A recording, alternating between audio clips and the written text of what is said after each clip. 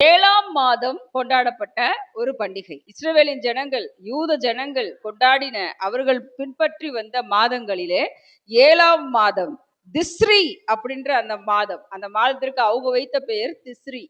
திஸ்ரின்ற மாதத்துல 10ஆம் தேதி எக்கால பண்டிகையை அவர்கள் ஆசரித்திருக்கிறார். எக்கால பண்டிகையை தான் அவங்க எப்படி கொண்டாடி இருக்காங்கன்னா, புது வருட பிறப்பாக, ஒரு நியூ இயர் செலிப்ரேஷனாக கொண்டாடி இருக்கிறாங்க. யூத ஜனங்களுக்கும் நமக்கும் நிறைய வித்தியாசங்கள் உண்டு.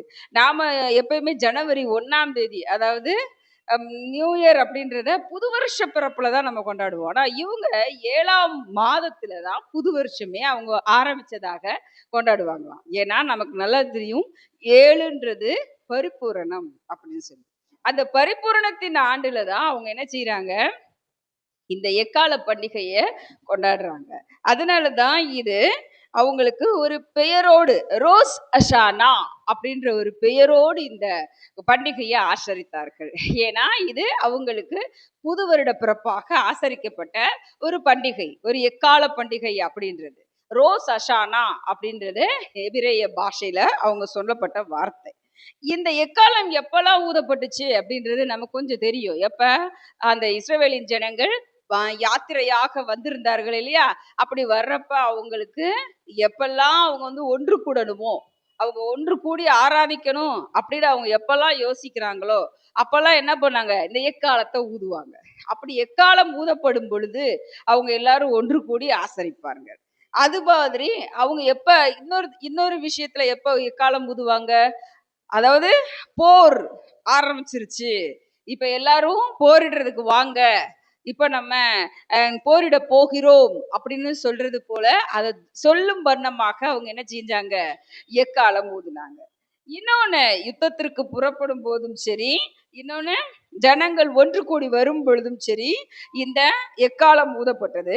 எக்காலம் ஊதப்படும் பொழுது ஜனங்களுக்கு ஒரு அறிவிப்பு கொடுத்தது போல, எப்படி எல்லாரும் ஒன்று சேருங்க அப்படின்னு சொல்லும்படியாக இந்த எக்காலம் ஊதப்பட்டது.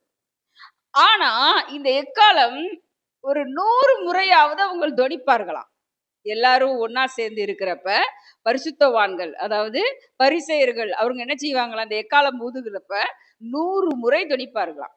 100 முறையும் ஒவ்வொரு முறையும் ஒவ்வொரு ஸ்டாண்ட்ல, அதாவது ரொம்ப ஹை பிச்சு, அப்புறம் கொஞ்சம் லோ பிச்சு, இப்படியே அவங்க வந்து என்ன செய்வாங்களாம், எக்காலத்து தொனிப்பாங்களாம். 100வது முறை தொனிக்கிறப்போ நெடுந்தொனியாக அவர்கள் தொனித்தார்கள் அப்படின்னு சொல்லி வேதத்துல எழுதப்பட்டிருக்கு. அப்படி நெடுந்தொனி தொனிக்கிறப்பதான், அந்த எக்காலத்தை ஊதுறப்பதான் அவங்களுக்குள்ள என்ன, அவங்களுக்குள்ள ஒரு பிரசன்னம் உருவாக்குறதாக அவங்க எண்ணி அந்த எக்காலத்தை ஊதி இருக்கிறாங்க. அன்று எக்கால பண்டிகை அப்படின்றது லேவியராகமம் 23ஆம் அதிகாரம் 24ஆம் வசனத்திலே இப்படியாக ஆண்டவர் எழுதி வைத்திருக்கிறார். உங்களுக்கு 7ஆம் மாதம் 1ஆம் தேதி எக்கால சத்தத்தால் ஞாபகத்துக்குரியாக கொண்டாடப்படுகிற பண்டிகை என்கிற சபை கூடும் பரிசுத்த ஓய்வு நாளாய் இருப்பதாக அப்படின்னு சொல்லி ஆண்டவர் அவர்களை அழைத்து என்ன செஞ்சிருக்கிறாரு, இந்த பண்டிகையை கொண்டாடி இருக்கிறார்.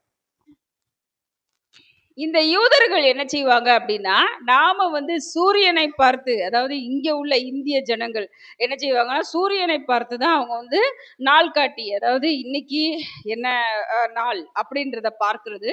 சூரியன் எப்படி அஸ்தமிக்குமோ, எப்படி அது பிறக்குமோ அப்படிதான் பார்ப்பாங்க. ஆனா இஸ்ரவேலின் ஜனங்கள் சூரியனை பார்த்து நாட்குறிக்கிறவர்கள் அல்ல, நிலவை கொண்டு அவங்க வந்து நிலா எப்படி, சந்திரன் எப்படி அவங்களுக்கு பிறக்குது அதை பொறுத்துதான் அவங்க நாள் கொண்டாடுவாங்க. 7 பண்டிகைகள் இருக்குன்னு நம்ம பார்த்தோம் இல்லையா, அதுல 6 பண்டிகைகளும் பௌர்ணமி அன்று, முழு நிலவன்று தான் கொண்டாடுவாங்களாம். இந்த எக்கால பண்டிகை மாத்திரம்தான் அதாவது பிறை பிறந்திருக்கிறதுன்னு பார்ப்பாங்க பாத்தீங்களா, அன்று அவங்க கொண்டாடுற பண்டிகை தான் இந்த எக்கால பண்டிகை. அப்ப இது ஒரு விசேஷம் உண்டு இல்லையா. மற்ற பண்டிகையெல்லாம் முழு நிலவன்று கொண்டாடுறாங்க, இந்த ஒரு பண்டிகை மட்டும் அந்த நிலா பிறை பிறக்கிறப்ப கொண்டாடி இருக்கிறாங்க. ஜெப ஆலயங்கள்ல ஒன்று சேர்ந்து எக்காலம் ஊதி இந்த பண்டிகையை கொண்டாடி இருக்கிறாங்க.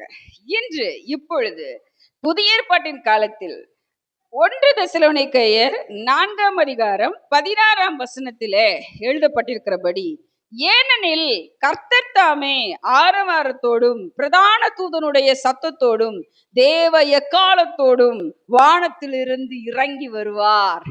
அவர் வரும்பொழுது 1 தெசலோனிக்கேயர் 4ஆம் அதிகாரம் 16ஆம் வசனத்தில் இப்படியாக எழுதப்பட்டிருக்கு.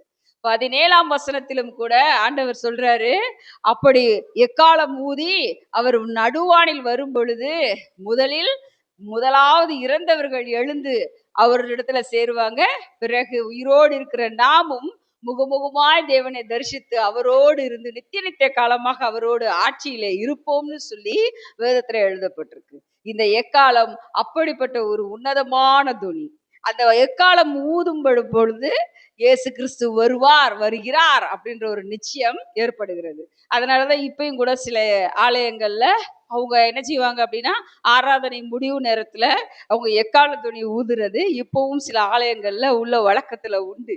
எப்படி யூதர்கள் கொண்டாடுகிறார்களோ அப்படியே இப்பொழுதும் இங்க உள்ள ஆலயங்கள்லையும் அந்த வழக்கங்கள் பின்பற்றப்பட்டு கொண்டிருக்கிறது. ஏன்னா அது எதற்கு ஞாபகக்குறியாக இருக்கிறது? இயேசு கிறிஸ்து நடுவானில் வருவார், நம்மளை கூட்டி சேர்ப்பார், அன்று எக்காலம் ஊதப்படும். அந்த எக்கால துணி எல்லாருக்கும் கேட்காது, தேவனால் தெரிந்து கொள்ளப்பட்ட ஜனங்களுக்கு மாத்திரமே கேட்கும். ஏன்னா அப்படி எக்காலம் கேட்கப்பட்டவர்கள் தான் மறுரூபமாகப்பட்டு இயேசு கிறிஸ்துவோடு எடுத்துக்கொள்ளப்படுவோம். அப்படி எக்கால சத்தம் நமக்கும் கேட்க வேண்டும்னா நம்ம எப்படிப்பட்டவங்களா இருக்கணும்? தேவனுக்குள் பரிசுத்தவான்களாக இருக்கணும், நீதிமான்களாக இருக்கணும், பாவத்தை உணர்ந்து அதை நம்மளை விட்டு விலக்கி வைக்கிறவர்களாக, பாவத்திற்கு நம்ம மறித்தவர்களாக, ஜீவனுக்குள்ள நம்ம தீவ தண்ணீரை பெற்றவர்களாக, இயேசு கிறிஸ்துவின் இரத்தத்தினாலே கழுவப்பட்டவர்களாக நிற்கும் பொழுது நிச்சயமாக தேவன் வரும் பொழுது எக்கால சத்தம் நமக்கும் கேட்கும். அந்த எக்கால சத்தம் கேட்கும் பொழுது இயேசு கிறிஸ்து படையோடு மேல வந்திருக்கிறாருன்றதை நம்ம அறிஞ்சு கொள்ளலாம். அவரோடு முகமுகமாய் அவரோடு ராஜரீகத்திலே பங்கு கொள்ளலாம்.